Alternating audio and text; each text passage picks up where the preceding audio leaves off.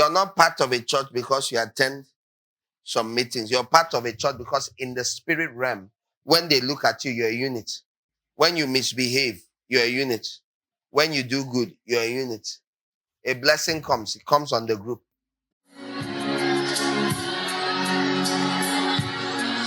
a word of the Lord in power. Word of God this hour. Word of God this hour.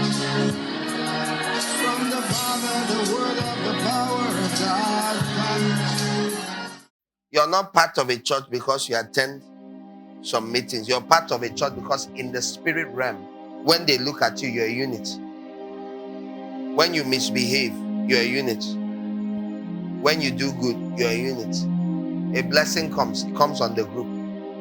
The goodness of God, because I say it's like an umbrella over a group. So he puts it over that group. Now, if you step out from under that umbrella, you expose us to either someone comes running after you, they will also get wet and all that, or you drag us as you're going because we are bonded to you by reason of your being part of our church group. That's what family is. Family, there's something called family ties. This is a church group. Come, you say, I want to join you people. They say, go through process. You go, you try to join, and they don't let you in. Their hands are joined. You are trying, and you're trying. You want to be part of it, and now they say, no, it's okay. You can stand there. You can share in some of what we have. You can come under the shade of our umbrella. So when the graces of God comes, giftings, you've been in the meetings, when God begins to open eyes, people begin to have prophetic giftings and all that. Is it only our church members? No. God is perfectly understood that in this life, it's what we came to do. This is another who wants to join. This is Acts chapter 5. He said, God, how did he say? What did he say God did? God added. So it has to be the Lord. Okay, you can let her. This is adding. This is not. Other than that, you can still stand there. Come. So another person comes. Now, when you don't understand these things, you casually or recklessly try and join. Okay, but she's kept in abeyance. When you don't understand, you don't say, everyone that comes. No, that's what this seeker-sensitive church. You don't open and say, and join hands. It's okay, it's fine. It seems wise, but you don't know what you're doing. Now, let me show you the danger. Move a bit, madam. Now, this madam, now, because she's joined to us, she now sees something she likes. Remember, she's joined. The hands never separate. So she moves to go and collect. She moves. Look at what's happening here. What has happened? These guys were under an umbrella. She's dragged. This is what Achan did. Dragged everyone. The only way you handle this in the spirit is you sever the Ananias, Sapphira. But this is easy. Nobody says this one's character must be exactly like this one. No. All these church members have differences. This one does not like smiling much. This one laughs a lot. This one, do you understand? Different. They have different traits. Nobody says they are the same age. If we had time that brought little children, nobody says they have to be the same age, the same. No. Every kind of difference, rich, poor, educated, not educated, it doesn't matter. What matters is that they are one unit in the spirit. They are under one canopy of God's grace. But when you say, I will join, know immediately that you are doing more than standing and sharing in their shadow, in what they enjoy. Know that you are attaching to them in the spirit realm. Why we have a right to walk on you. Why we have a right as you've come to tell you, listen to old men. Why we should drill. We have a right. It's not a feeling. No. It's my life. Move. Stand outside this circle. I've said this for years. You can't come and control us by your ignorance. How is your ignorance going to come and drag Israel into trouble? Must I be brought down to your level of not knowing what you don't know? Don't drag us down. You don't come in like all those silly American Christian films. And then the fellow comes with his stoutishness to a church choir and becomes a leader. What madness. We have something going here. You came. You don't come here and we raise you to our level. We teach you our ways. You come here with your opinions, your ideas from the world or from a shrine or wherever you came from. No, you come here and you begin to learn the ways of the kingdom that have been learned here. If it's a low level understanding, that's what you learn. If it's higher level, that's what you should grow up into. You are part of a flock, the sheep fold. You come here and you push down the gate? No. So this is plain and straightforward, a plain and straightforward depiction of what happens with what you call church. You can stand around it or you can be part of it. To be part of it, because of the consequences, you don't casually let someone just become a part of the church. It's not a sign of love, it's a sign of ignorance. If you are an old sheep who, when new sheep come with error, you tell them, no problem. Even me, that's what I've been thinking. Keep the new one behind and kick you, that old goat. Don't stay here with long horns. Don't stay with long horns. Instead, listen to me. Disconnect your hand and stand around. Have you heard me?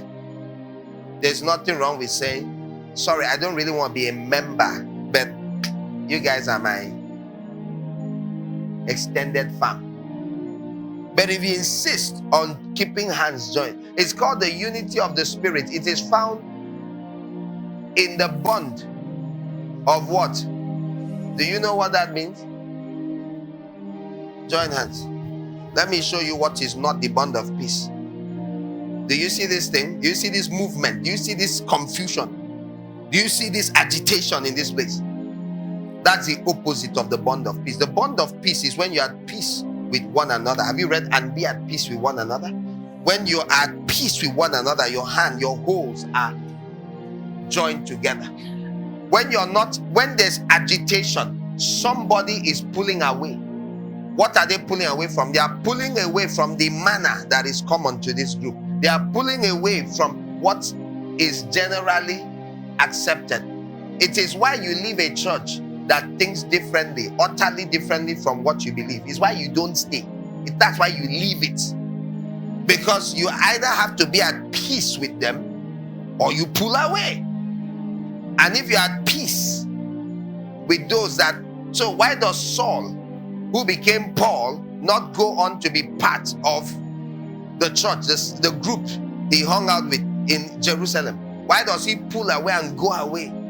Why do they start hunting him? Why is there a problem? Because he's no more at peace with them. But he was at peace with them shortly before. So the bond of peace can be held by workers of iniquity, can be held by anybody. You are not to have a bond of peace with what is bad. You are to have a bond of peace with what is good.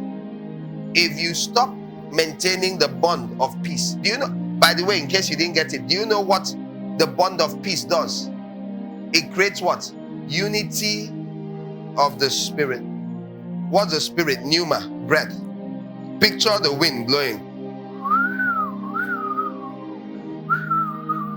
The Spirit can move in a circle and stay together. It's the unity of the breath. The breath comes. The disciples were gathered as of the apostles, and upon them sat split, cloven tongues of fire.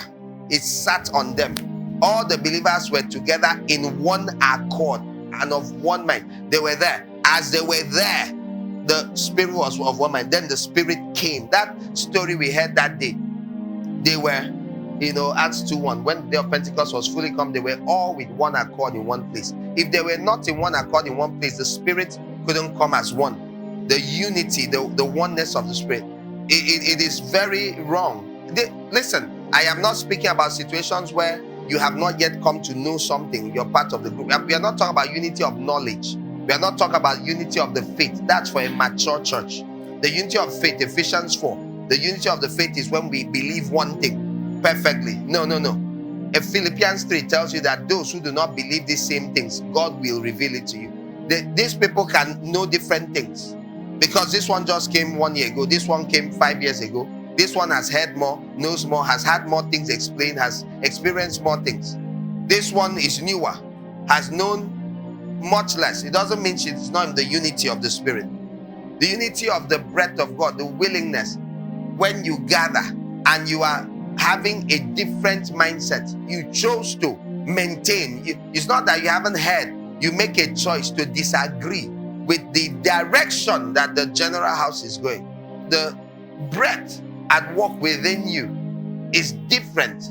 That's the removal of the unity of the Spirit, and it results in agitation and strife because you're trying to hold on to that person. The person operates in a different spirit completely. One sister of ours that left recently, that was an example. We try so hard to hold on to them. Something I repeat, I'm often guilty of, but I hope in the future, as God helps us, you try so hard holding someone, sending them, hold them from the other side. Join, please. Can someone else please help and stand behind? You're just trying everything, and the person is constantly. I've always said it's better you tell courteously. As a leader comes past, you say, "Excuse me, I would like them to leave my hand." Just be honest. I don't want to be part. Now we've had people say, and you ask them why and all that. It's okay to do that, and then eventually it's okay, and that's when we come and announce you. So and so is no more part of us because they officially left. They say, "I'm leaving the church." That's the correct thing to do, not to stay here. Like one brother recently that I talked about. You stay here, cause trouble. What's your problem? Why don't you just tell them, "Can I stand outside?" And that brother, some of you have noticed, he comes around. There's peace. There's peace in the land. Politely, please let her go. She has requested. Do it the right way. Never keep a gap. Don't be keeping gap. That's where the devil comes through. That's it. Then you can come for meetings. Do you understand? The only reason we need to tell you is so you don't join hands with them as though they are a part of the church. This church group, they may be part of the general body, but they are not a part of this church group. Do you understand? So if you're here and you didn't know all this, you know now. It's much better you say, "Okay, I don't really want to be part." Why? Because to a degree, if God rains goodness, some of it may touch you too. Yes? If He rains punishment, some of it may. Okay, you didn't want. Oh, you want to? I don't understand. Shall you receive good from the Lord and not receive evil? What are you talking about? If there's a rain of small fire, it will touch you. Why? Let me tell you the major reason. Why? Because you have heard what they have heard. You're not ignorant. Are you understanding? If you were standing further away, and you only put your head sometimes and run, or I don't know, in a sense. But this is a spiritual position. It's not just physical. You could be tuning us to us steadily, listening to all our meetings. In a sense, you did hear. But you're not part officially. You're not accountable. This is the main way you stay free. You didn't submit yourself to the authority of the church. You didn't say, "I want to be part of the church." You're not accountable. You don't have to give accounts. You have a right to say, "Well, it's my life." Okay, you're not accountable. That's the clearest way you say, "I'm part of a church," is that you are accountable. Like being part of a family. You can't go out and come back when you like. You have to be able to say, "I'm coming back now. Please keep the gate open for me or I'll be late." But if you're totally unaccountable, how? Sleep outside, I beg. So this is the truth. Your accountability levels say a lot about whether you're part of the church. If the goodness or the discipline of the Lord comes, it's only so. You can't drag us. If you choose to move away and go and do wrong, come out. You see, you didn't pull anybody. In the spirit, nobody looked down and saw this church group. They just saw you or whoever you are part of. This is a major reason you avoid sin. Because of the people you're connected to. For the sake of love. If nothing else motivates you, can't you just care about these people? You know, again, I've told you in my life what has helped me overcome things is that I think about others. If you form a habit of thinking, that's what love is. The law of Christ. Galatians 6. Bear one another's burdens and fulfill the law of Christ. Be careful that you do not drag others. You must care. It's the attitude of caring that shows you love. And it's the attitude that receives the blessing of the Lord.